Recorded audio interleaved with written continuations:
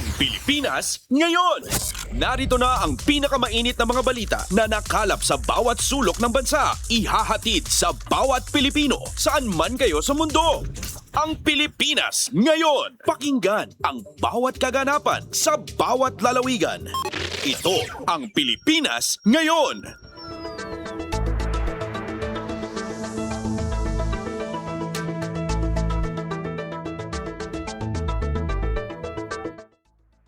Magandang araw Pilipinas at sa mga Pilipinong naabot ng online streaming at shortwave broadcast ng Radyo Pilipinas World Service. Ito po ang programang Ang Pilipinas Ngayon. Ako po si Win Peñano. Ngayon pong araw amin pong ihatid sa inyo ang mga maiinit na balita sa bansa, gayon na rin ang mga balita sa probinsya, pagninegosyo at sports.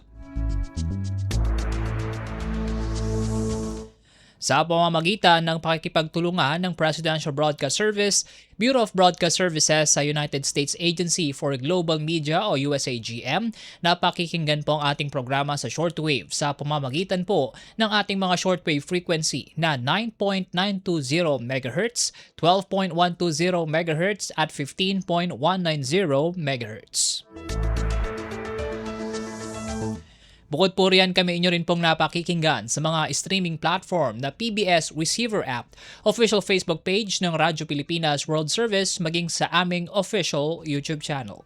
Mga kababayan, simulan na nating pasadahan ang mga balita sa araw na ito. Mga kaganapan sa Kamaynilaan at mga kalapit na lalawigan dito sa Ang Pilipinas Ngayon.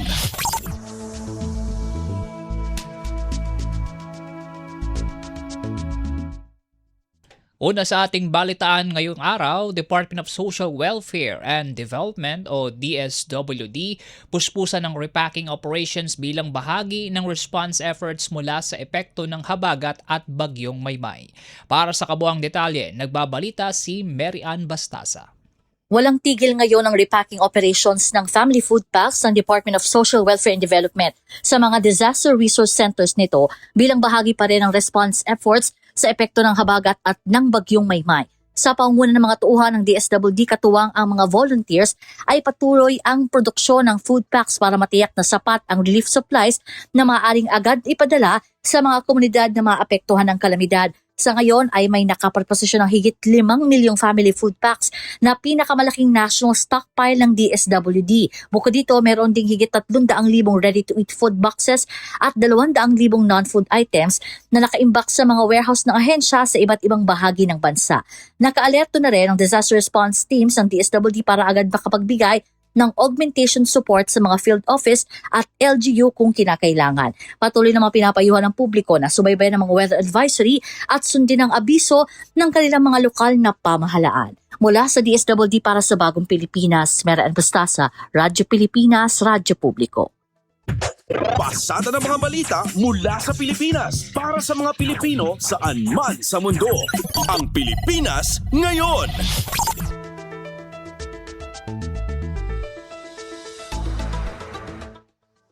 Sa kaugnay na balita, sumampa na sa halos 1.8 milyong piso ang halaga ng humanitarian assistance na naipamahagi ng Department of Social Welfare and Development o DSWD sa mga apektado ng habagat at bagyong Luis at Maymay.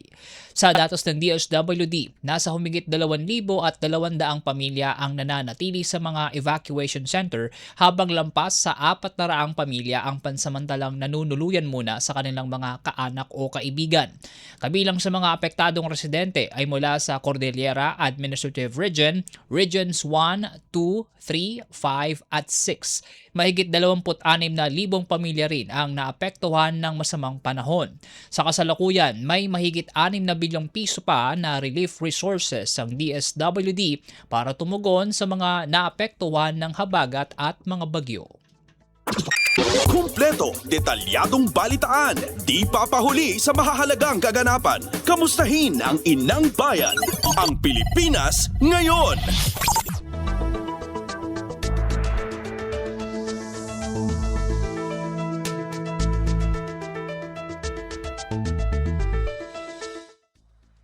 Samantala, magpapatuloy pa ang mga pag-ulan sa bansa hanggang sa susunod na linggo dahil sa habagat.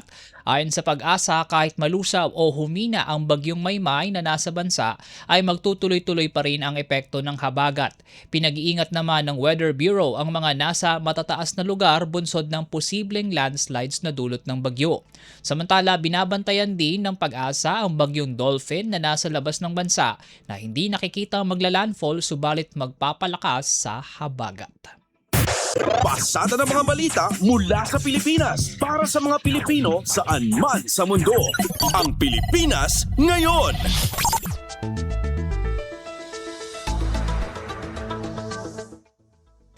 Pansamantalang ipinatutupad ngayon sa Magsingal sa Ilocos Sur ang liquor ban at nighttime curfew sa gitna ng pananalasan ng bagyong Maymay.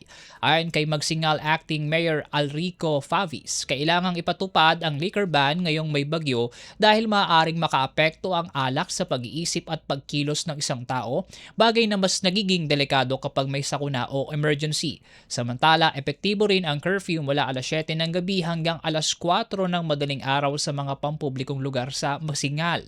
Hindi naman sakop ng curfew ang mga naka-duty sa gobyerno, health workers, utility workers at mga tumutulong sa emergency at sakuna. Epektibo ang liquor ban at curfew sa nasabing bayan habang may bagyong Maymay at hanggang sa alisin ang tropical cyclone wind signal doon. Kumpleto, detalyadong balitaan, di papahuli sa mahahalagang kaganapan. Kamustahin ang inang bayan, ang Pilipinas ngayon.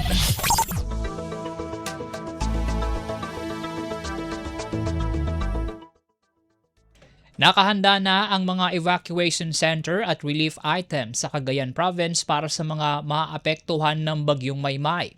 Sa panayam ng Radyo Pilipinas, Radyo Publiko, sinabi ni Cagayan Provincial Disaster and Risk Reduction Management Office Head Rueli Rapsing na mahina hanggang sa katamtamang pag-ulan ang nararanasan ngayon sa katimugang bahagi ng lalawigan habang may bahagyang malakas na hangin at katamtaman hanggang sa malalakas na ulan sa hilagang kanluran ng probinsya. Nakataas ngayon ang Blue Alert status sa buong Cagayan habang naka-standby ang lahat ng kanilang assets, gamit at rescuers. Samantala, nasa 166 na metro ng level ng tubig sa Cagayan River, malayo sa 180 metro na below normal level.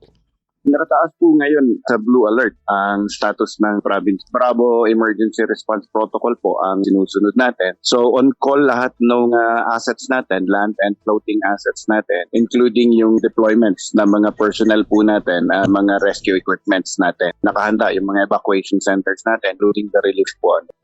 Si Cagayan PDRRMO Head Rueli Rapsing. Kumpleto, detalyadong balitaan, di papahuli sa mahahalagang kaganapan. Kamustahin ang inang bayan, ang Pilipinas ngayon.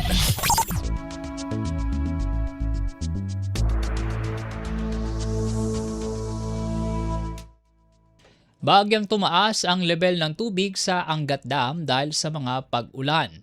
Batay sa pinakahuling monitoring, pumalo sa 157.49 meters ang level ng tubig sa dam. Gayunman, mas mababa pa rin ito sa 160-meter critical water level threshold, gayon din ang 118 meters na minimum operating water level ng Angat Dam. Samantala, naobserbahan din ang bahagyang pagtaas ng level ng tubig sa iba pang dam sa bansa. Pasada ng mga balita mula sa Pilipinas para sa mga Pilipino saan man sa mundo. Ang Pilipinas ngayon.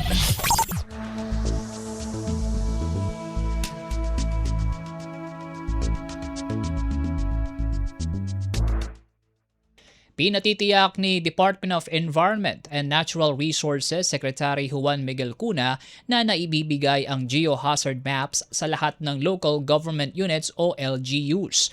Ayon sa kalihim, ang maayos na paggamit ng geohazard maps ay magsisilbing basehan para sa land use plan ng LGUs. Layo nitong mapigilan ang maraming pagkamatay o pagkasira sa mga ari-arian tuwing may kalamidad. Ang geohazard maps ay detalyadong scientific tools na tumutukoy sa mga lugar na maaaring maapektuhan ng landslides, baha, at storm surge na magsisilbing gabay para sa disaster preparedness, evacuation planning at urban zoning. Kumpleto, detalyadong balitaan, di papahuli sa mahahalagang kaganapan. Kamustahin ang inang bayan, ang Pilipinas ngayon.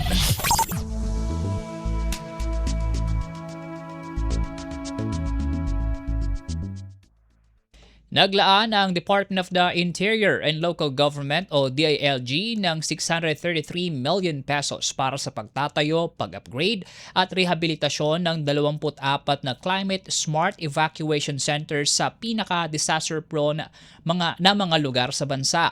Palalakasin nito ang kakayahan ng local government units o LGUs sa pagkakaroon ng mas ligtas, mas maayos at napapanahong preemptive evacuations. Nakasaad naman sa National Adaptation Plan 2023 to 2030 ang mga benepisyaryong lalawigan na tinukoy na pinaka-vulnerable sa climate-related hazards.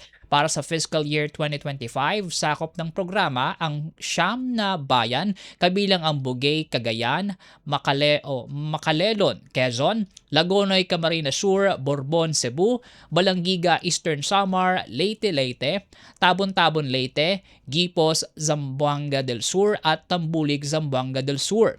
Samantala, 15 LGUs naman ang tatanggap ng tulong sa fiscal year 2026 kabilang ang Bordeos, General Luna at Patnanungan sa Quezon, San Jose, Camarines Sur, San Fernando, Masbate, Anilao at Bingawan, Iloilo, Alegria, Bolhoon, Poro at Ronda sa Cebu, Maslog, Eastern Samar, Kalubuyan, Leyte at Josefina at Tabina sa Zamboanga del Sur.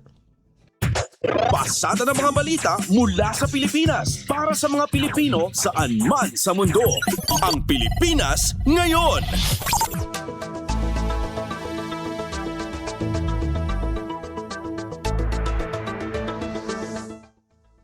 Hinimok ang mga local government units sa Metro Cebu na bumuo ng sariling flood control plans.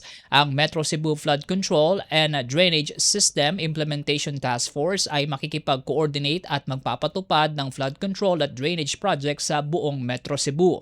Ayon kay Provincial Planning and Development Office Head Elizar Sabinay Jr., tutuon ang task force sa pagpapatupad sa halip na gumawa ng ilang plano. Sa ilalim ng framework, hinati ng mga opisyal ang Metro Cebu sa Northern, Southern at Central clusters kung saan sakop ng Central Cluster ang Cebu City, Mactan Island at Bayan ng Cordova.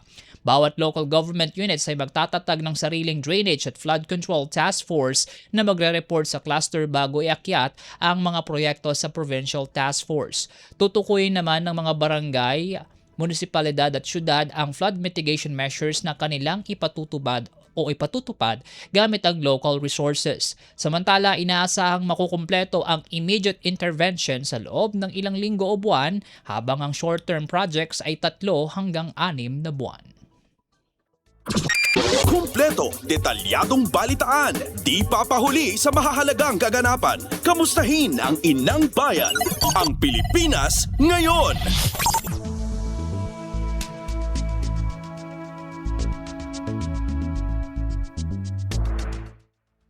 Sa iba pang balita, Malacanang pinatitiyak sa Department of Social Welfare and Development o DSWD na naabot ng uplift assistance ang lahat ng nangangailangang sektor. Para sa detalye, nagbabalita si Raquel Bayan.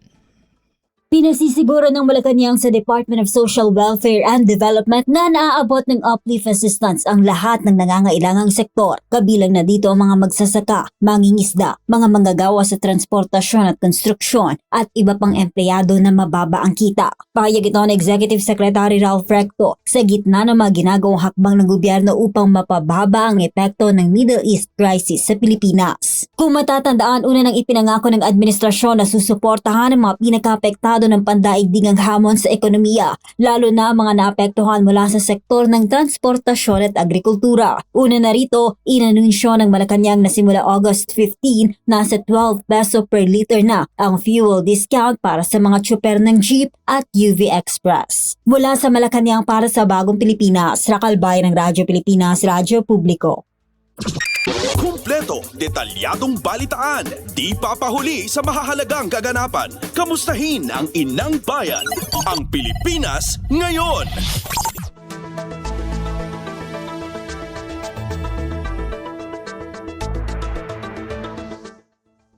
Epektibo na sa Setyembre 15 ang 12 pesos per liter na fuel subsidy para sa PUV at UV Express drivers na apektado ng nagpapatuloy na tensyon sa Middle East. Mas mababa ito sa 20 pesos per liter na fuel subsidy na inirekomenda ng Land Transportation Franchising and Regulatory Board o LTFRB. Sa kabila nito, sinabi ng Office of the Executive Secretary na nasa 1,800 pesos kada linggo ang karagdagang pakikinabangan ng mga driver sa bagong fuel subsidy. Bukod dito, ipinag-utos na Executive Secretary Ralph Recto sa mga ahensya ng gobyerno na patuloy na ipatupad ang uplift measures sa ibang sektor na apektado ng krisis sa gitnang silangan. Una nang sinabi ni Pangulong Ferdinand R. Marcos Jr. sa SONA na naglaan ng 60 billion pesos na uplift initiatives para sa pagpapatuloy nito hanggang sa katapusan ng taon. Pasada ng mga balita mula sa Pilipinas para sa mga Pilipino saan man sa mundo. Ang Pilipinas ngayon.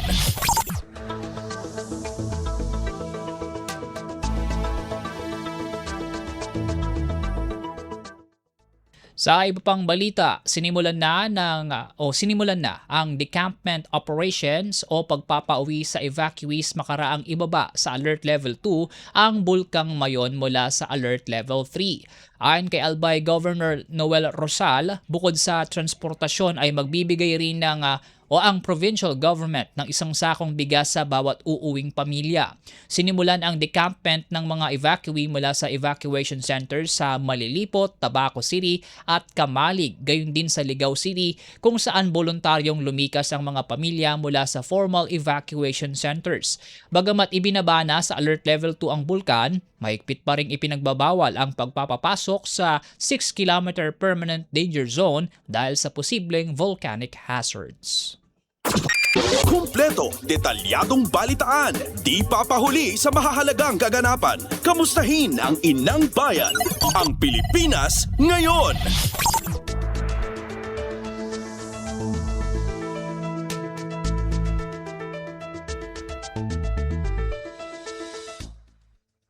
Niyanig ng magnitude 6.3 na lindol ang Balot Island sa Sarangani, Davao Occidental kaninang alas 5:41 ng umaga. Ayon sa PHIVOLCS, ito ay aftershock mula sa magnitude 7.8 na lindol sa Sarangani at magnitude 6.5 na lindol sa Davao Occidental noong Hunyo. Sinabi naman ng National Grid Corporation of the Philippines na nananatiling matatag ang linya ng kuryente sa kabila ng malakas na lindol. Wala ring nasira na transmission facility sa southwestern Mindanao at kalapit na lugar. Samantala, pinangangambahan namang magkaroon pa ng mga karagdagang aftershock kasunod ng pagyanig. Pasada ng mga balita mula sa Pilipinas para sa mga Pilipino saan man sa mundo. Ang Pilipinas ngayon.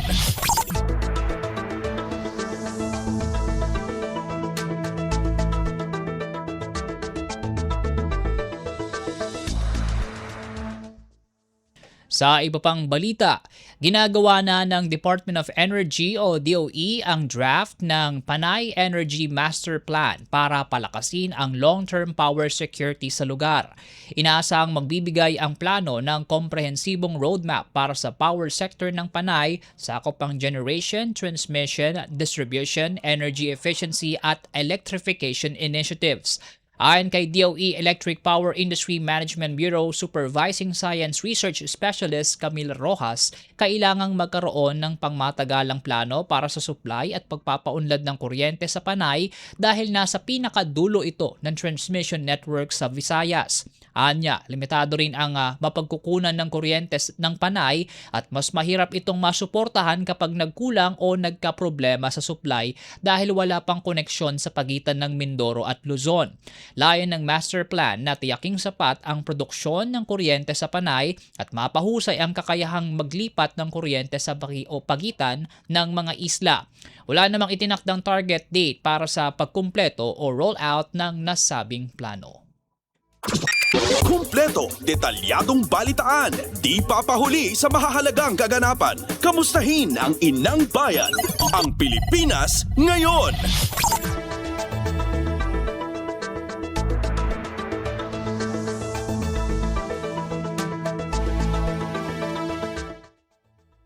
Mas pinadali ng Department of Energy o DOE ang permitting process para sa paglalagay ng small solar system.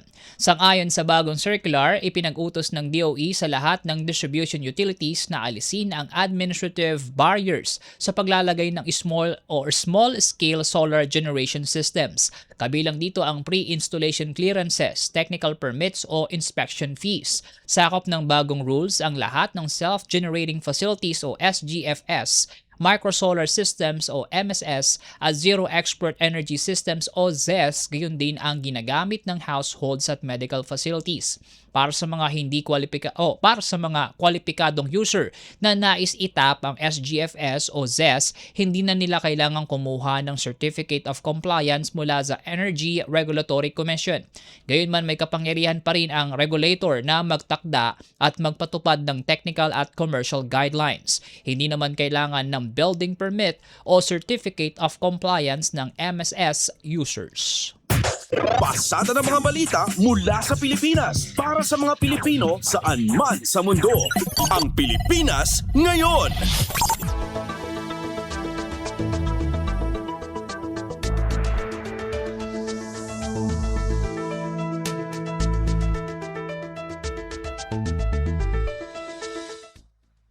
Update naman sa impeachment trial.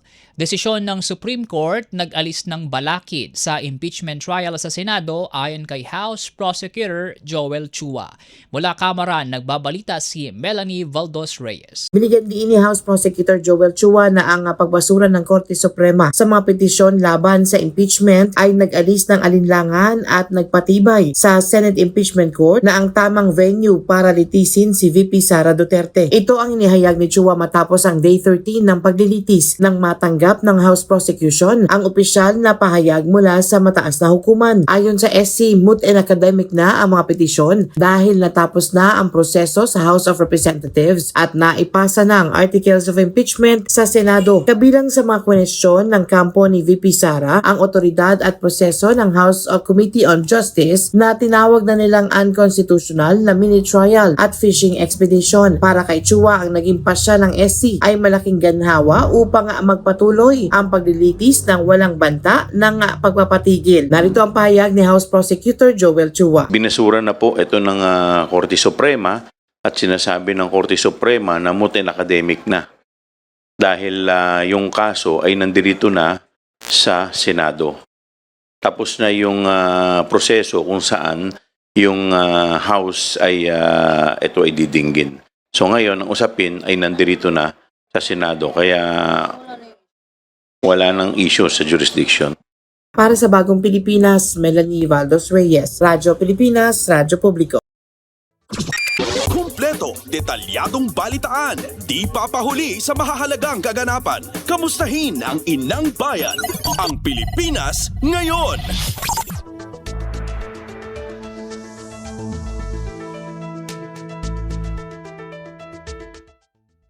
Samantala, ipinunto ng isang law expert na ang impeachment proceedings ayon sa Korte Suprema ay hindi lamang itinuturing na legal aspect kundi mayroon ding political aspect. Ito ay kaugnay ng naging presentasyon ng mga ebidensya at witness ng prosecution panel sa nangyayaring pagdinig sa Article 1 ng impeachment laban kay Vice President Sara Duterte. Sa panayam ng Radyo Pilipinas World Service kay Attorney DJ Jimenez, law professor at ng University of Santo Tomas, binigyang diin nito na dapat ikonsidera ng Senate Court ang legal at political na aspekto dahil hindi ito isang ordinaryong court proceedings na mayroong criminal prosecution. Anya sa impeachment trial, inuusisa o pinatutunayan kung mayroon bang nangyari na betrayal of public trust ang isang opisyal na magdedetermina kung kwalipikado pa itong manatili sa pwesto bilang isang public official. Gayunman sa pagharap anya ng testigo mula sa Commission on Audit, naging maayos naman anya ang mga sagot nito sa isinagawang direct and cross-examination ng mga senator judge dahil sa nailatag nito ang mga panuntunan sa paggamit ng intelligence at confidential funds ng isang opisyal. Ito pong impeachment ay hindi po ito strictly legal eh. Ito po ay may political aspect at sa political aspect nito, as long as ma-establish yung semblance of accountability, as long as mai-establish na ang ginawa can fall under betrayal of public trust, pwede ka rin talaga din namang managot. Yan ang pahayag ng law expert na si Attorney DJ Jimenez. Pasada ng mga balita mula sa Pilipinas para sa mga Pilipino saan man sa mundo. Ang Pilipinas ngayon.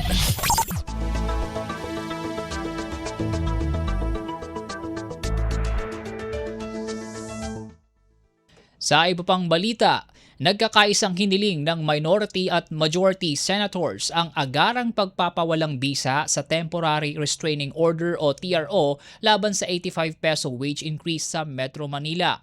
Iginiit ng mga senador ang kapangyarihan ng iba't ibang institusyon ng bansa na magtakda ng angkop na sahod ng mga manggagawa. Ito ang nakasaad sa Senate Resolution 577 na nilagdaan ng lahat ng senador para suportahan ang mga manggagawa, ang Department of Labor and Employment at mga ahensyang tumutukoy sa minimum wage sa bawat rehiyon.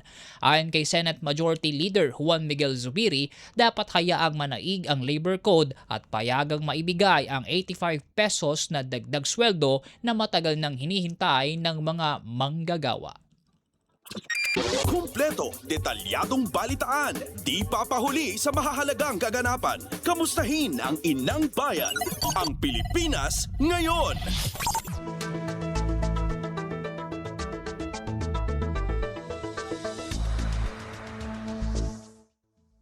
Ipinaliwanag ng Department of Economy, Planning and Development o DepDev ang bahagyang pagbaba ng antas ng inflation sa bansa noong nakaraang buwan. Matatanda ang iniulat ng Philippine Statistics Authority o PSA ang 6.2% inflation nitong Hulyo, mas mababa sa 6.4% na inflation noong Hunyo. Sa panayam ng Radyo Pilipinas World Service, ipinaliwanag ni DepDev Undersecretary Rosemary E. De Leon na nagkaroon ng deflation o pagbaba ng presyo na nasa negative 5.4% sa ilang pangunahing pangangailangan ng mamamayan. Malakian niya ang naging ambag ng patuloy na pagbuti ng supply sa sektor ng agrikultura, partikular na ang estabilisasyon ng supply ng karne ng baboy na labis na naapektuhan noon ng African Swine Fever o ASF. Binigyang diin din na opisyal na ang epekto ng inflation ay nakadepende pa rin sa individual na gawi o paggasta o spending habits ng bawat mamamayan. Inalimbawa rin niya ang presyo ng alak at sigarilyo kung saan hindi mararamdaman ng isang consumer ang paggalaw ng presyo ng mga produktong ito kung hindi naman ito kinukonsumo o binibili. Yung sources po ng pagbilis muna, no? Meron tayong nakita yung sa transport pa rin po, tsaka yung sa electricity. Although yung sa transport bumagal po ito, pero yung sa electricity generation mas mabilis po ito kaysa yung nakita natin nung June. 16.9 versus 12.2. On the other hand naman po, may mga nakita rin tayo na medyo yun nga, yung pagbagal. Yung sa transport kasi, although it remains elevated, pero nakita naman natin na nag-ease naman na ng kaunti nitong July. Yan ang pahayag ni DepDev Undersecretary Rosemary E. De Leon. Pasada ng mga balita mula sa Pilipinas para sa mga Pilipino saan man sa mundo. Ang Pilipinas ngayon.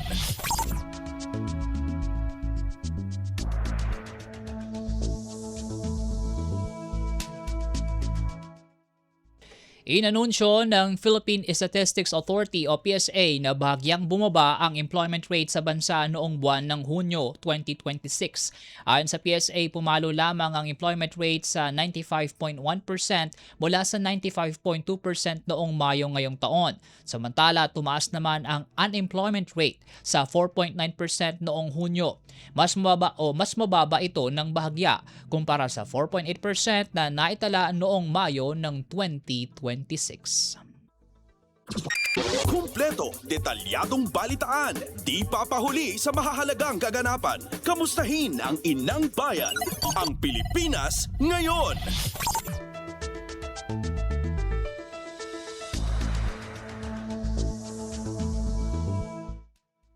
Samantala, sinang-ayunan ni Department of Economy, Planning and Development o DepDev Undersecretary Rosemary Edelion na may direktang kaugnayan ang 6.2% na inflation rate sa mataas na employment rate. Sa panayam ng Radyo Pilipinas World Service, sinabi nito na ang paglikha ng mga bagong trabaho sa sektor ng goods and services ang nagpapanatili sa sirkulasyon at sigla ng ekonomiya ng bansa. Kailangan na lang mas paigtingin pa natin kasi kung titingnan nyo rin po, hindi po masyadong tumaas yung labor force participation rate. Gusto po namin maging parang mga nasa 68% man lang, ganyan. So pag ganun kasi, marami talaga sa atin yung kumbaga yung nag-aambag, no?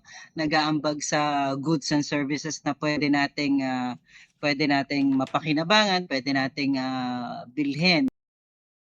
Tunay naman ng rekomendasyon ng World Bank na kailangang palawakin ng Pilipinas ang government tax-based revenue lalo na sa mga low and middle income workers. Nagbigay ng paglilinaw si Yusek Edelion. Inamin ng opisyal na sa kasalukuyan ay kakaunti pa lamang ang nasasakop ng tax-based system at kakaunting mamayan pa lamang ang tunay na nakakapagbayad ng tamang buwis.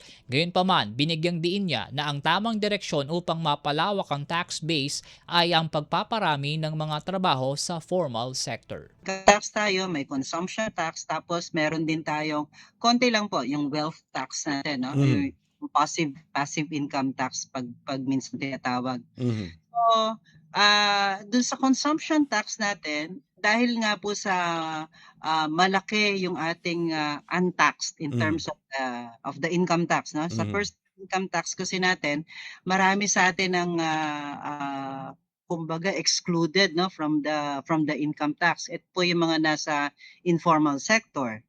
Yan. So hindi sila nakakapagbayad naman ng personal income tax. Although alam ko meron iba na nagvo-volunteer na nagbabayad on their own. Pero by and large, hindi sila nakakapagbayad ng income tax. Yun din pong mga OFWs natin, hindi po sila kasi nagbabayad sila ng income tax dun sa kung saan sila nagtatrabaho. Pag yung sa nakapagpadala sila ng remittances, tapos yung pamilya nila dito, syempre magkukonsumo sila dito, dun po sila napapatawan ng buwis sa consumption tax. Ilinaw din ni Yusek Edelion ang mga maliliit na negosyo tulad ng Barangay Micro Business Enterprises o BMBES ay nananatiling protektado at pinalawig pa ang mga insentibo kung saan marami silang umiiral na exception o exemption sa mga bayarin tulad ng corporate tax. Pasada ng mga balita mula sa Pilipinas para sa mga Pilipino saan man sa mundo. Ang Pilipinas ngayon.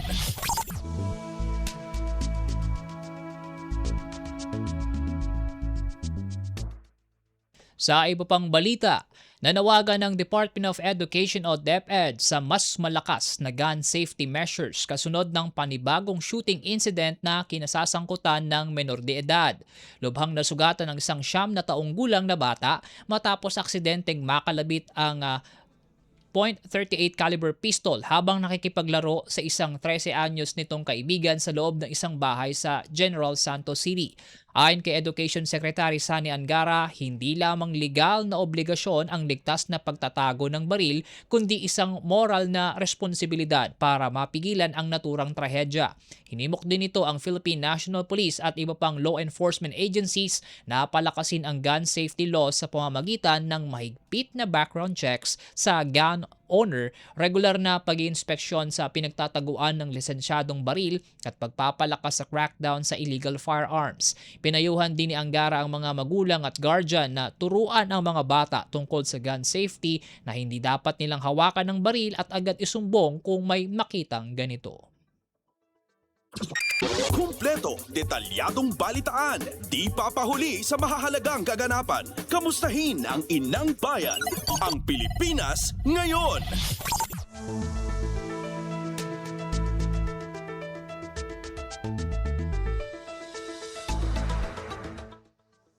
Ipatutupad ng Department of Education o DepEd ang Big Brother system at magdaragdag ng security guard sa malalaking pampublikong paaralan. Bahagi ito ng pagsisikap ng kagawaran para tugunan ang karahasan sa mga eskwelahan. Ayon kay Education Secretary Sani Angara, ang Big Brother system ay isang mekanismo para sa guidance, support at monitoring sa kapakanan ng mga estudyante. Bubuo naman ng manual para sa mga guro upang matulungan silang matukoy ang early warning signs at risk factors kaugnay sa bullying at school violence. Samantala, bibigyang prioridad sa karagdagan ng security guards ang mga malalaking eskwelahan na may 1,000 hanggang 1,500 na estudyante. Nagpasaklolo naman si Angara kay Interior Secretary John Vic Remulla para palakasin ang campus security sa pamamagitan ng pagpapaigting sa presensya ng mga pulis at barangay official. Bibili rin ng mas maraming metal detectors habang magiging bahagi na ng regular school activities ang active shooter drills. Pasada ng mga balita mula sa Pilipinas para sa mga Pilipino saan man sa mundo. Ang Pilipinas ngayon.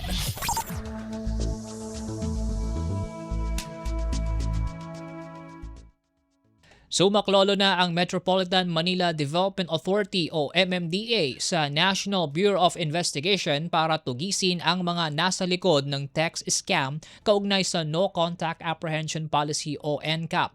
Pinagmumulta ng scammers ang mga motorista ng 1,000 piso dahil sa umano'y paglabag sa NCAP saka pinapupunta sa peking website.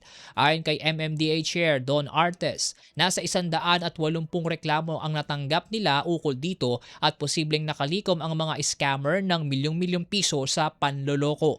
Agad namang nakipag-ugnayan ng MMDA sa Department of Information and Communications Technology para i-block ang website at ipreserba ang ebidensya. Iginiit naman ng MMDA na walang multa na ipinapataw para sa late processing ng NCAP violations.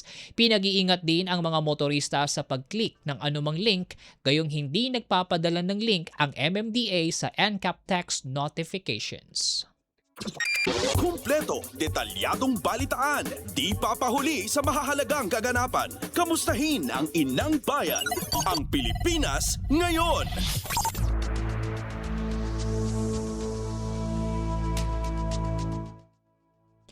Defense Secretary Gibo Teodoro nasa Australia ngayon para sa ikatlong Philippines-Australia Defense Ministers Meeting. Para sa kabuang ulat, narito si J. Mark Dagala. Patatatagin pa ng Pilipinas at Australia ang matagal na ugnayan at pagtutulungang pandepensa sa rehiyon ng Indo-Pasifiko. Ito ay sa pagbisita ngayong araw ni Defense Secretary Gilberto Teodoro Jr. sa Darwin, Australia para sa ikatlong Philippines-Australia Defense Ministers Meeting.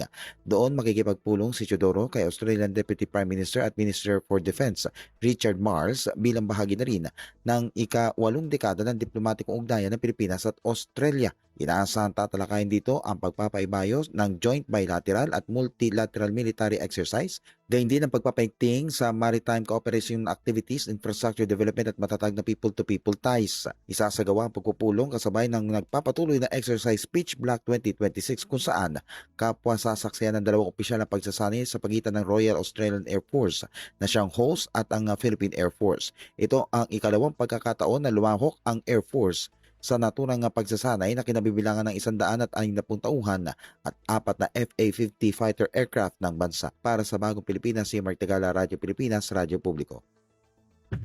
Pasada ng mga balita mula sa Pilipinas para sa mga Pilipino saan man sa mundo. Ang Pilipinas ngayon.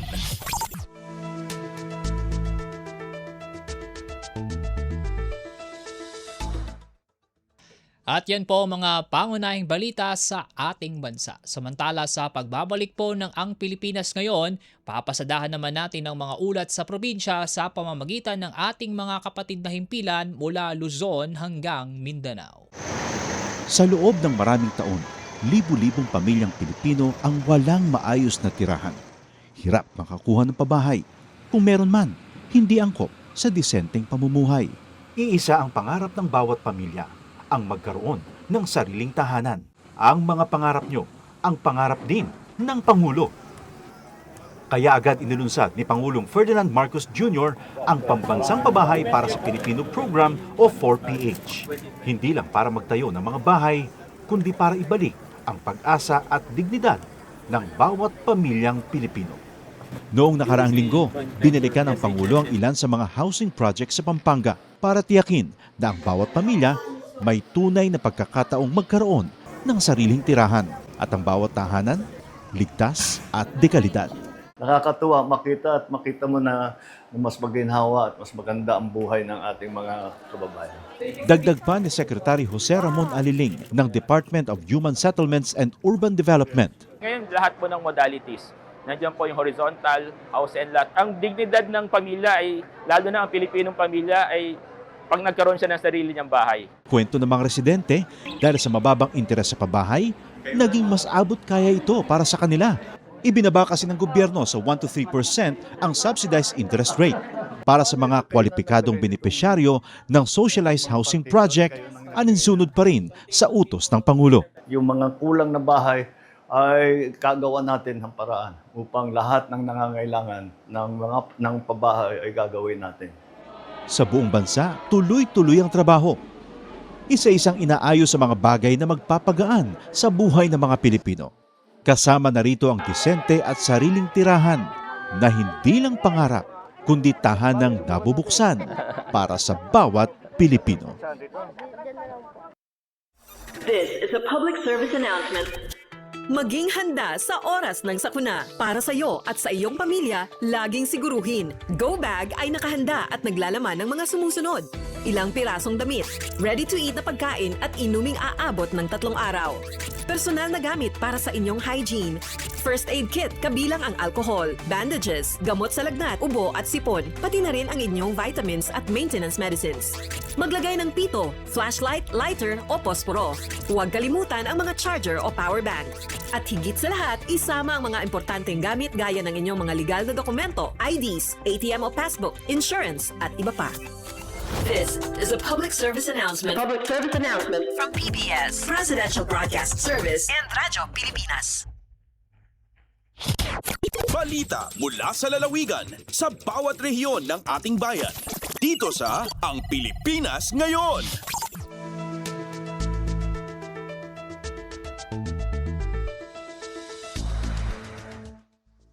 Sa pagpapatuloy ng ating balitaan, nakuha naman natin ang mga balita sa probinsya. Una sa ating balitang probinsya, pamahalaang panglungsod ng Lawag nananatiling may pinakamataas na koleksyon ng buwis sa Ilocos Norte. Para sa kabuang detalye ng balitang yan, narito ang ulat ni Jude Pitpitan mula Radyo Pilipinas Lawag. Nagtalinaad at siyudad ti Lawag, tiga nga 20 makulkolektar na asapul kadagupan kadagiti ilikan siyudad ti Ilocos Norte. Basar iti Bureau of Local Government Finance, wano BLGF, imabutan iti 306.29 million pesos ita 2026. Nangat nga ito no idasig tinagbalin na koleksyon da, iti 2025 nga 253.88 million pesos. Romromar at koleksyon, kat nagapukadagiti na iisyo nga buwis, renta, permit, lisensyang alaan dagiti umili, iti lokal gobyerno. Itim parukat arakurak ti lokal gobyerno patsenda nagunod daytoy apanagado ti koleksyon iti syudad. Manipod iti napintas a koordinasyon ti LGU ken dagiti negosyante iti syudad. Impasigurado ti LGU og tultuloy daytoy a business friendly LGU alalisto pa nag-issue ti business permit mamentenar ti linak urnos kental na ken dumapay nga aspeto.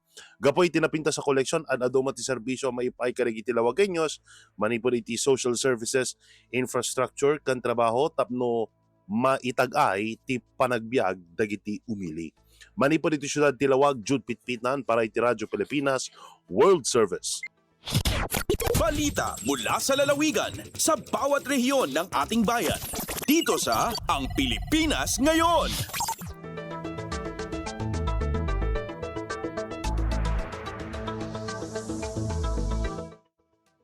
Salamat Jude. Samantala, balita naman sa La Union.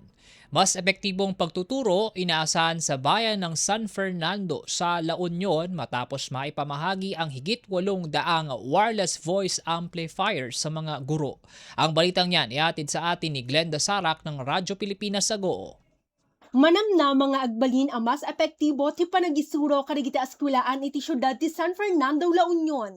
Kalpasan ti balegi a panakaywaras ti 880 a wireless lapel voice amplifiers iti 33 a para publikong askwelaan. Iti enterong Schools Division Office ti San Fernando. Iti panangidaulo ni OIC Schools Division Superintendent Dr. Nestor Herania na ipaaydag ito nga voice amplifiers kariti Manorsuro kas katulungan da iti panagisuro. Sigon iti SDO San Fernando City, makatulong da ito at teknolohiya tapno mapasaya at ti classroom instruction, aktibidad iti eskwelaan, kanda dumapay apamayan iti panagisuro.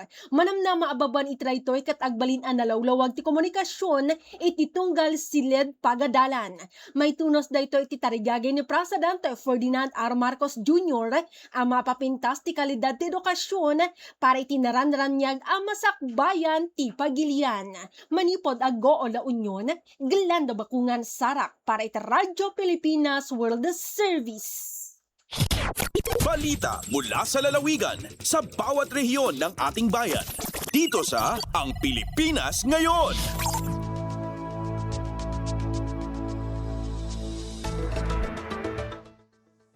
Salamat Glenda mula Luzon, baba naman tayo sa Kabisayaan. Veggie Balls ng Eastern Visayas State University Entrepreneurship Students itinanghal na 2026 Provincial Champion sa Young Farmers Challenge ng Department of Agriculture Region 8. Si Daisy Belizar ng Radyo Pilipinas Borongan sa detalye. Naging provincial champion ang mga estudyante han BS Entrepreneurship han Eastern Visayas State University, Tacloban City.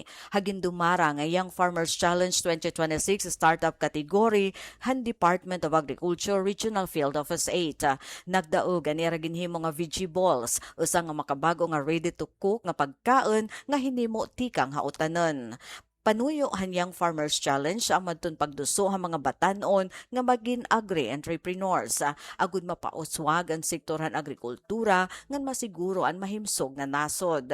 Pinaagi hini ng Kakarawat and Group and Startup Grant tikang ha DA ngan padayon nga bulig tikang naman ha EFSU Shared Service Facility agud mapadako ang era negosyo. Tigaman inihan commitment ang Eastern Visayas State University ha inobasyon nga nasuporta ha Sustainable Development Goals han United Nations.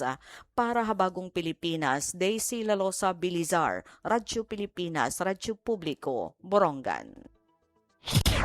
Balita mula sa lalawigan sa bawat rehiyon ng ating bayan.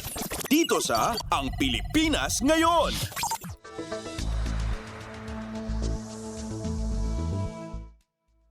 Salamat Daisy mula Samar, baling naman tayo sa Leyte. 6 na Child Development Center sa bayan ng Abuyog sa Leyte, i-turn over ng Department of Social Welfare and Development Eastern Visayas. Ang kabuang ulat hatid ni Aljon Malot ng Radyo Pilipinas Sogod. Gi-turn over na sa Department of Social Welfare and Development kung DSWD Eastern Visayas pinaagi sa Philippine Multi-Sectoral Nutrition Project and Utilized Fund ang unom kanahuman nga Child Development Centers kung CDC sa lungsod sa Abuyog, probinsya sa Leyte. Nasayran nga ang mga bagong pasilidad na himutang sa mga barangay sa Buaya, Burubudan, Katipunan, Maitom, San Isidro, Santo Niño. Gilauman nga ang mga bagong infrastruktura makatawang sa pagpalambo sa kahimsog, nutrisyon o sayong edukasyon sa mga kabataan sa matag komunidad.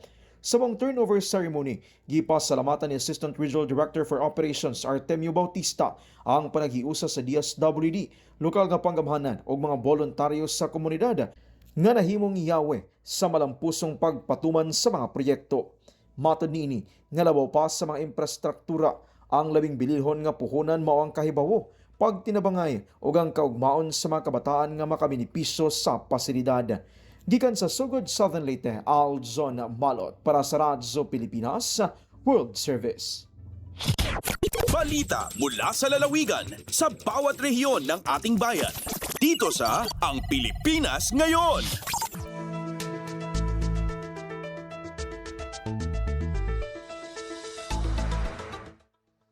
Salamat Aljon mula Kabisayaan, tawid naman tayo sa Mindanao. Cagayan de Oro City Hall hiningi ang suporta at kooperasyon ng media at mga vlogger para sa mas maayos at matagumpay na Higalaay Festival 2026. Si Ryan Carbon ng Radyo Pilipinas Cagayan de Oro sa detalye. Gihangyo sa kagamahanang lokal sa Cagayan de Oro ang hugot nga suporta sa mga sakop sa local media o vloggers alang sa luwas, hapsay, sadya o malinawon nga mga kalihukan sa Higalaay Festival 2026 karong bulan sa Agosto. Alayon niini gipasiugda sa City Information Office kauban ang City Tourism and Cultural Affairs Office ang pagpresentar sa mga kalihukan pinaagi sa press briefing kauban si Michelle Lumbatan ang co-chair sa Higalaay Festival Committee, Acting Tourism Officer Mark Kenneth Halapadan, City Disaster Risk Reduction and Management Department Chief Nick Habagat, RTA Department Head Engineer Nonito Oclarit, o Police Major Emilita Simon ang tigpamaba sa Cagayan de Oro City Police Office kon Kokpo. Aron komprehensibong mahatag ang hustong impormasyon kabahin sa tinuig nga kasaulugan alang sa kapistahan sa mahal nga patron sa Cagayan de Oro nga si Senior San Agustin. Nagunang hisgutan ang pagpatuman sa mga temporary traffic scheme sa dinagko nga kalihukan, pag-activate usab sa incident management team, security plan ug uban pang mga gabayan. Gikan sa Cagayan de Oro, Ryan Carbon para sa Radyo Pilipinas World Service. Balita mula sa lalawigan sa bawat rehiyon ng ating bayan. Dito sa Ang Pilipinas Ngayon.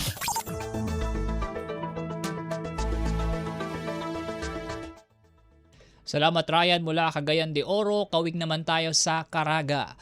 Department of Social Welfare and Development Caraga isinusulong ang digital transformation sa Kalahi CIDSS. Si Dayanara Hake ng Radyo Pilipinas Butuan sa detalye.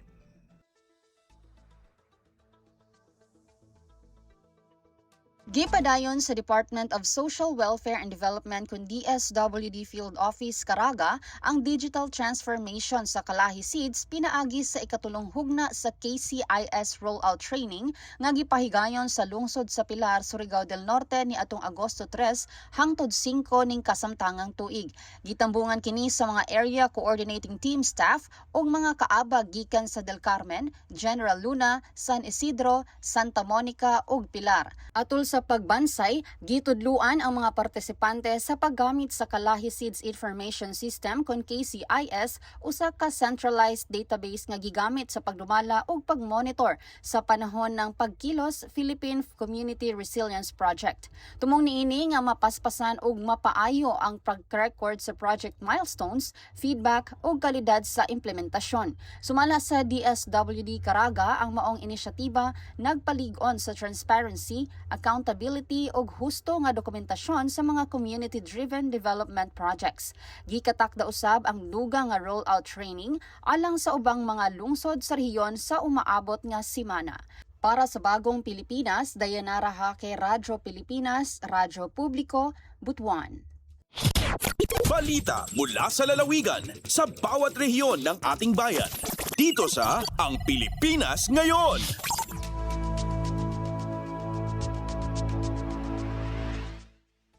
Salamat Dayanara mula Caraga. Kawing naman tayo sa Zamboanga. Tulong panghanap buhay sa ilalim ng DOLE Integrated Livelihood Program ipinagkaloob ng Department of Labor and Employment Regional Office 9 sa mga benepisyaryo sa probinsya ng Zamboanga del Norte. Si Shirley Espino ng Radyo Pilipinas Zamboanga sa detalye. Distribuye livelihood assistance sa Department of Labor and Employment o DOLE 9 na kwantos mga benepisyaryo de DOLE Integrated Livelihood Program na probinsya ng Zamboanga del Norte. El 27 mga benepisyaryo ang mga miyembro del Pulawan Alliance Labor Union na syudad de Dapitan na mensyonang probinsya. Sila ay recibi durante el turnover ceremony del DOLE 9 el 1 milyon de peso cantidad de livelihood assistance estaba na gobyerno. Este asistensya at suporta na Bagong Pilipinas Agenda di Presidente Ferdinand R. Marcos Jr. y el Trabajo Agad Agenda di Labor Secretary Francis Tolentino.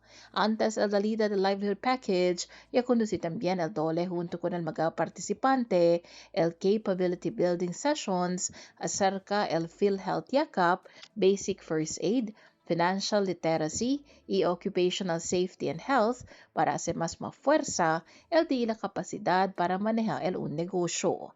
Desde na RP Zamboanga, iyo si Shirley Espino para na Radyo Pilipinas World Service. Balita mula sa lalawigan sa bawat rehiyon ng ating bayan. Dito sa Ang Pilipinas Ngayon.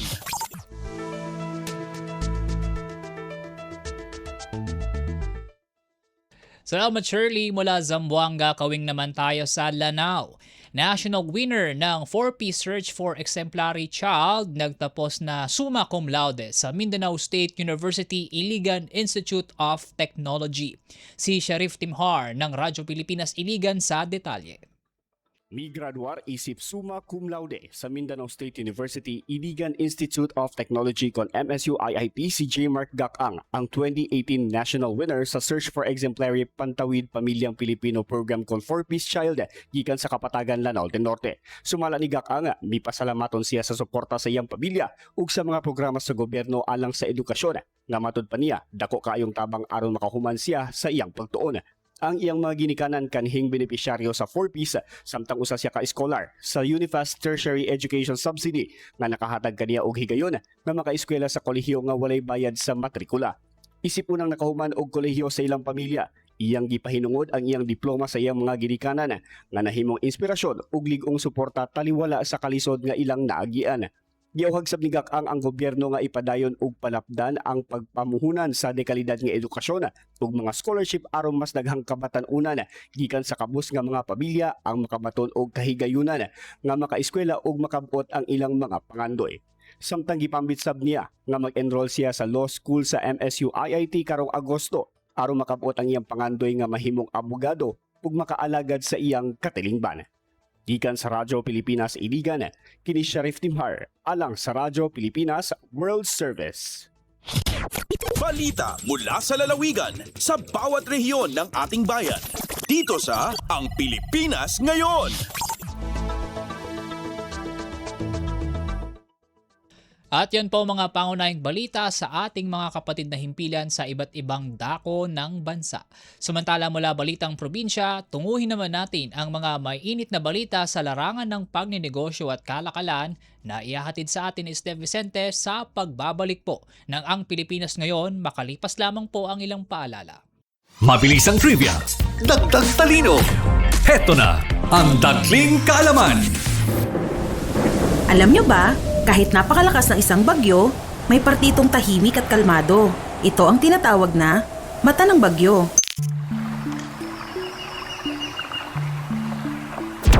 Pero, huwag magpaloko. Pagkatapos ng mata, susunod ang eyewall, kung saan nararanasan ang pinakamalakas na hangin at ulan na kayang magdulot ng matinding pinsala.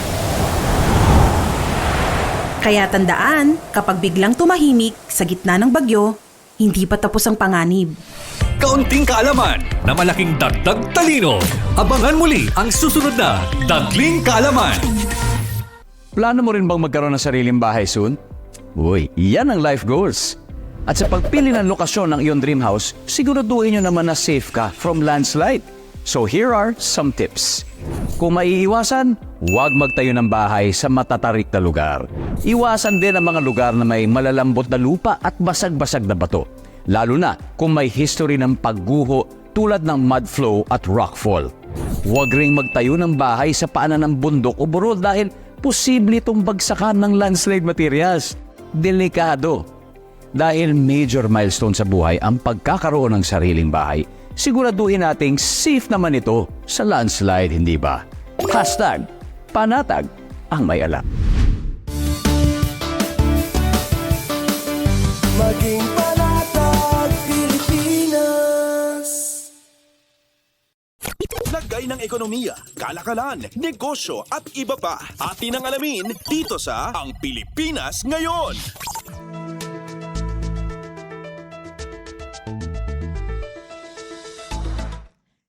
Magandang araw, nagbabalik na po ang ating programang Ang Pilipinas Ngayon at narito na po ang segmentong Balitang Negosyo at Kalakalan. Hindi magpapatupad ng pansamantalang import ban Sa bigas ang Pilipinas ayon sa Department of Agriculture o DA bilang paghahanda sa inaasahang matinding epekto ng El Nino sa mga susunod na buwan. Ipinahayag ni Agriculture Secretary Francisco Tiu Laurel Jr. na kailangang magtayo ng sapat na buffer stock ang bansa hanggang sa unang bahagi ng susunod na taon kahit pa magsisimula ang lokal na anihan ng palay sa Setyembre. Sa pinakahuling datos ng ahensya, lumagpas na sa 3.3 milyong metriko tonelada ang kawang volume ng imported rice na patuloy na minomonitor lingguhan ng DA upang maiwasan ang kakulangan sa supply.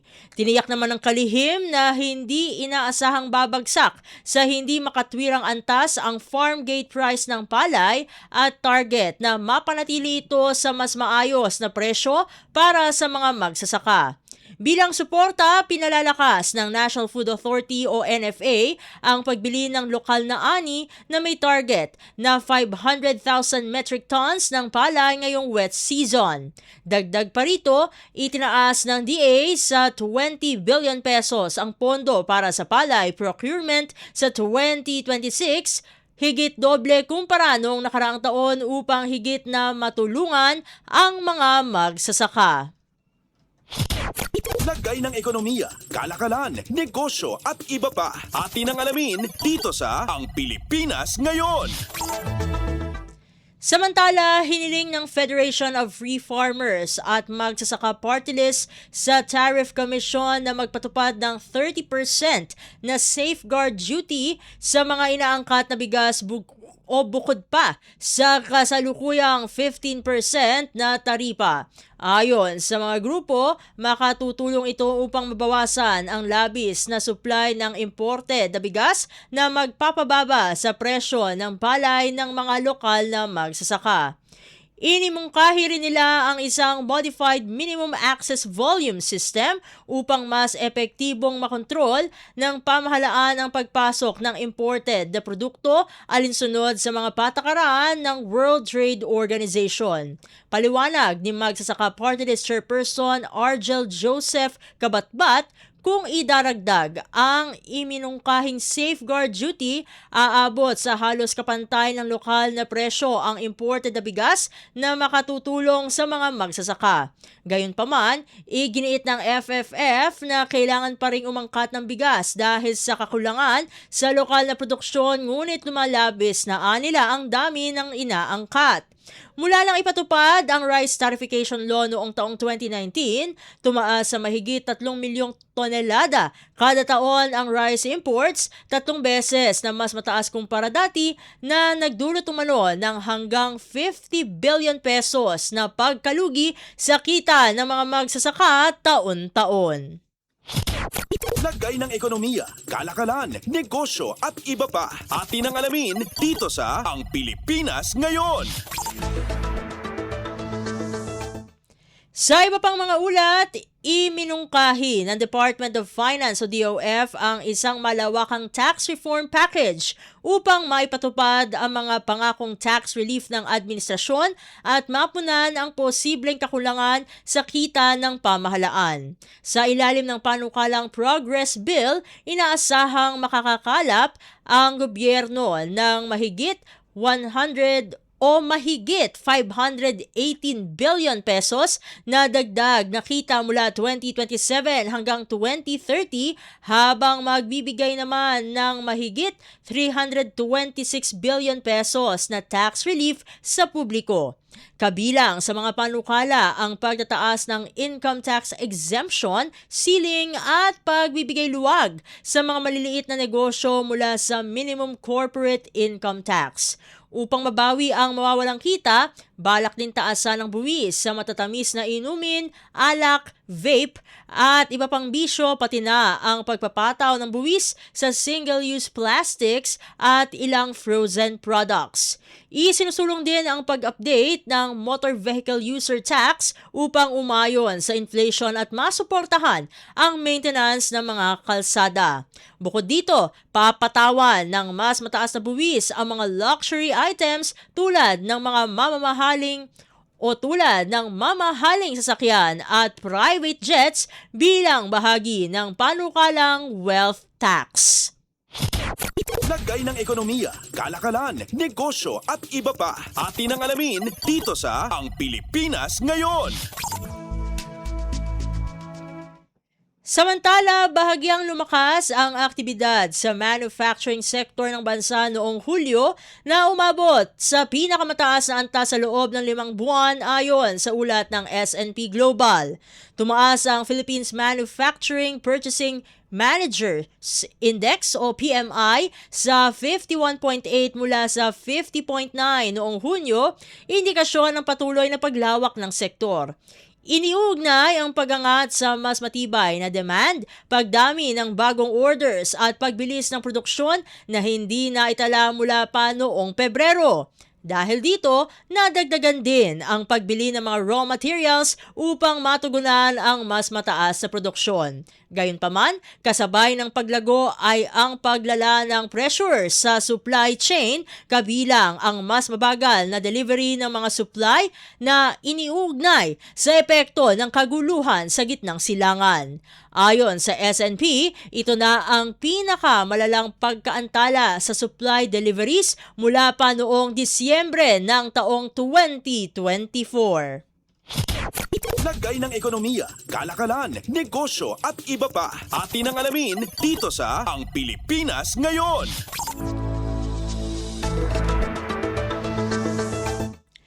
At sa pagtatapos ng ating segmento, naritong palitan ng salapi ngayong araw, Agosto 6, 2026. Ang US dollar ay katumbas ng 60 pesos and 85 centavos, habang nasa 39 centavos naman ang Japanese yen. Ang Singaporean dollar ay nagkakahalaga ng 47 pesos and 52 centavos habang nanatili sa 4 centavos ang South Korean won. Ang Chinese yuan ay 9 pesos and 2 centavos habang katumbas ng 7 pesos and 76 centavos ang Hong Kong dollar. Ang British pound naman ay nasa 81 pesos and 96 centavos habang katumbas ng 70 pesos and 32 centavos ang euro. Ang Canadian dollar ay nagkakahalaga ng 43 pesos and 43 centavos habang nasa 16 pesos and 20 centavos naman ang Saudi Arabian Riyal. Lagay ng ekonomiya, kalakalan, negosyo at iba pa. Atin ang alamin dito sa Ang Pilipinas Ngayon. At dito na nagtatapos ang ating segmentong Balitang Negosyo at Kalakalan para sa araw na ito. Ito pong muli ang inyong lingkod Steph Vicente para sa Radyo Pilipinas World Service. Susunod na po ang ating segmentong Balitang Sports na ihatid sa atin ng ating kasamang si Leo Magpayo sa pagbabalik ng Ang Pilipinas Ngayon, makalipas lamang po ang ilang mga paalala. Time to celebrate kulturang Pinoy. Tradisyon, musika, sining, literatura at iba pa. Anything and everything fun and Filipino. Ito ang Pinoy Kultura. Naaalala niyo pa ba ang mga katagang ito? Amoy pawis, amoy araw. Ano ba yan? Puro sugat ka na naman. Bakit wala na naman kapares yung tsinelas mo? Ang dungis mo. Ma, tama na. Ayos lang, di ba? Masaya naman tayo naglalaro sa kalye ng sipa, patintero, agawang base, habulan, jolen, trumpo, text, at marami pang iba. Some Filipino games just show how creative we are. All we need are players and nothing else.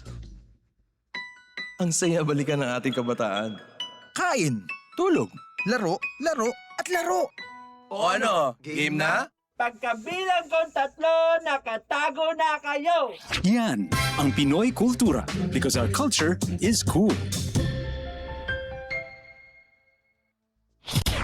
Updates at pinakahuling mga usapin sa mundo ng palakasan. Atin ang pakinggan dito sa Ang Pilipinas Ngayon.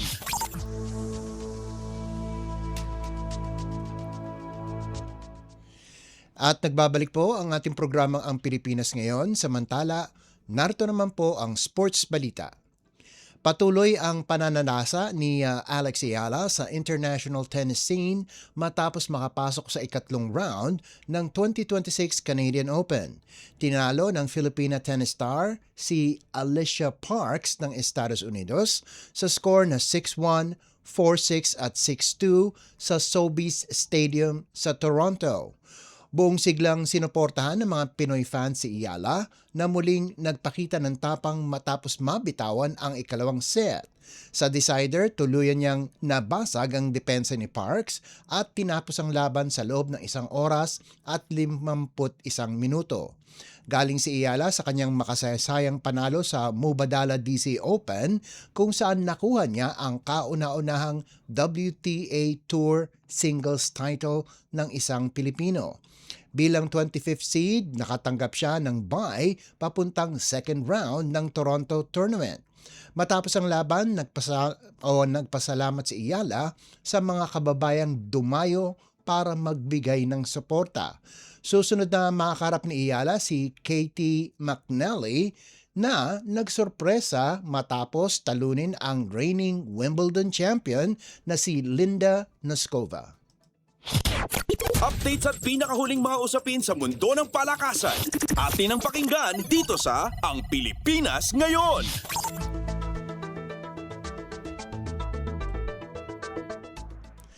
Patuloy ang gold rush para sa Filipino pole vaulter na si EJ Obiana sa Germany.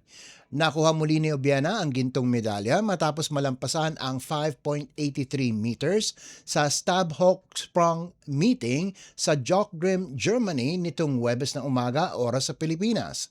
Sinubukan niyang lampasan ang kanyang season best na 5.85 meters sa pamamagitan ng 5.93 meters, ngunit hindi na-clear sa tatlong pagtatangka. Gayunpaman, sapat na ang kanyang performance para talunin muli si Saifuddin Abdel Salam ng Qatar na nakapagtala rin ng 5.83 meters ngunit sa ikatlong pagtatangka. Nakakuha naman ng bronze medal si Ersu Sasma ng Turkey matapos maklear ang 5.77 meters sa dalawang pagtatangka. Ito na ang ika-4 na ginto ni Obiana sa Germany ngayong 2026 season.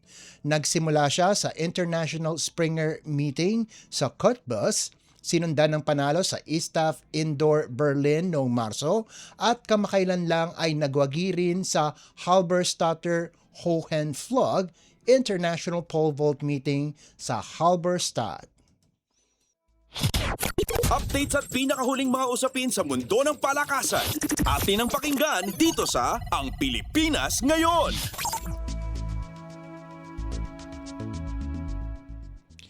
Nagpakawala ng 46 na puntos si George King upang igiya ang San Miguel Beermen sa panalo kontra Converge Fiber Xers 126-114 sa PBA Season 50 Governors Cup nitong Miyerkules ng gabi sa larong ginanap sa Araneta Coliseum sa Quezon City. Conference high ang naging output ni King na tumira ng 10 of 19 mula sa field at nagdagdag pa ng 14 na rebounds at 6 na assists. Hindi rin nagpahuli si Don Troliano na kumamada ng 27 puntos habang si Junmar Fajardo ay nagpakita ng husay sa playmaking kung saan nakapagtala ito ng 10 assists at 21 rebounds. May ambag din sina Jeric Ahanmisi na nakapasok ng 15 puntos, Marshall Lassiter at Jericho Cruz na nag-ambag ng tig 9 na puntos. Mula sa dikit na score na 65-64 sa halftime, sumabog ang Beermen sa ikatlong yugto kung saan mas maraming puntos ang naitala nito kumpara sa Converge 37-21 upang tuluyang kontrolin ang laro at makuha ang kanilang ikalimang panalo. Samantala, patuloy ang pagbagsak ng Fiber Xers na ngayon ay may 4 na magkakasunod na talo matapos magsimula ang conference sa 3-0 record. Sa panig ng Converge, kumamada ng 26 na puntos si Calvin Abueva, kapantay ng scoring output ng kanilang import na si Jamal Franklin. Updates at pinakahuling mga usapin sa mundo ng palakasan. Atin ang pakinggan dito sa Ang Pilipinas Ngayon. Sa naunang laban sa PBA, natapos na ang 3-game losing streak ng Blackwater Bossing matapos talunin ang Phoenix Fuel Masters 106-100. Malaking bagay ang naging fourth quarter surge ng Bossing kung saan nakapagtala sila ng 11-0 run na tuluyang nagdikta ng resulta ng laban. Matapos bigyan ni Richie Rivero ng slim lead ang Phoenix, bumawi si RK Ilagan sa pamamagitan ng isang bailout triple para ibalik ang abante sa Blackwater 95-93, may 3 minuto at 26 na segundo pa sa orasan. Sinundan ito ng defensive stop, 2 free throws mula kay Cedric Bearfield at isang steal ni Ilagan na nauwi sa fast break layup. Nagambag din si Troy Malilin ng baseline jumper at free throws upang tapusin ang rally. Sa kabuuan, nanguna si Bearfield sa local sa may 26 na puntos habang ang import na si Kentrell Barkley ay nagpakitang gilas sa kanyang 34 na puntos at 16 na rebounds. May ambag din si Ilagan ng 15 puntos at 6 na rebounds. Sa panig ng Phoenix, sumabog ng 45 puntos si BJ Johnson, ngunit nauwi sa wala matapos ang kanilang ikalawang talo. Sa panalo, umangat ang Blackwater sa 3-3 record habang bumagsak ang Phoenix sa 4-2, kasalo ang Rain or Shine sa Group B standings. Updates at pinakahuling mga usapin sa mundo ng palakasan. Atin ang pakinggan dito sa Ang Pilipinas Ngayon. At bilang pangwakas sa ating segmentong sports balita, opisyal nang inanunsyo ng University of the Philippines ang pagdating ng 5 bagong recruits para sa UAAP Season 90. Pinangungunahan ang batch ng PhilAm Twins na sina Hart at Hannah Lissing, parehong guards na mula sa Los Angeles Mission College. Ang 21 anyos na magkapatid ay sasailalim muna sa 1 taong residency bago maging eligible na maglaro para sa Fighting Maroons. Kasama rin sa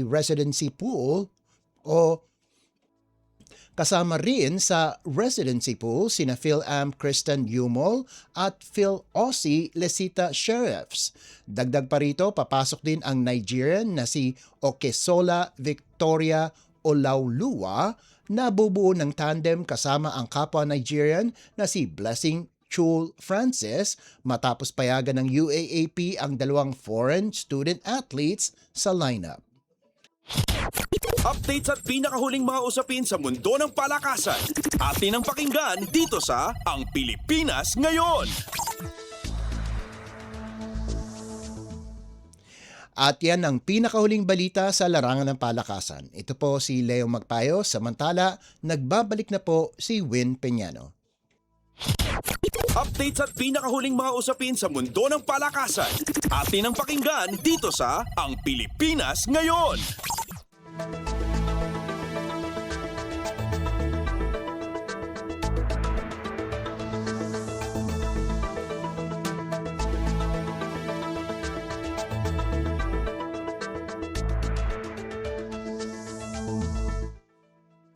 Salamat Leo para sa Balitang Sports ngayong araw. Mga kababayan, sumapit na po tayo sa pagtatapos ng ating palatuntunan sa araw na ito, pero bago po tayo tuluyang magpaalam, pasalamatan muna natin ang ating mga nakasama sa pagbabalita, kay Steph Vicente para sa Balitang Negosyo at Kalakalan, kay Leo Magpayo para sa Balitang Pampalakasan, sa mga nakasama nating reporter na nagulat mula Luzon hanggang Mindanao, sa production side kanila Drizzle Nanyong at J. Arevalo, sa ating mga kasama sa Master Control na sina Milo Junela, Susan Aison, Hiro Lucero, JP Lumuntad at Anthony Pimentel, at sa aming station manager na si Ginoong Ray Sampa. Ako po muli si Win Peñano, naway manatili po tayong malusog at ligtas at pagpalain po tayong lahat.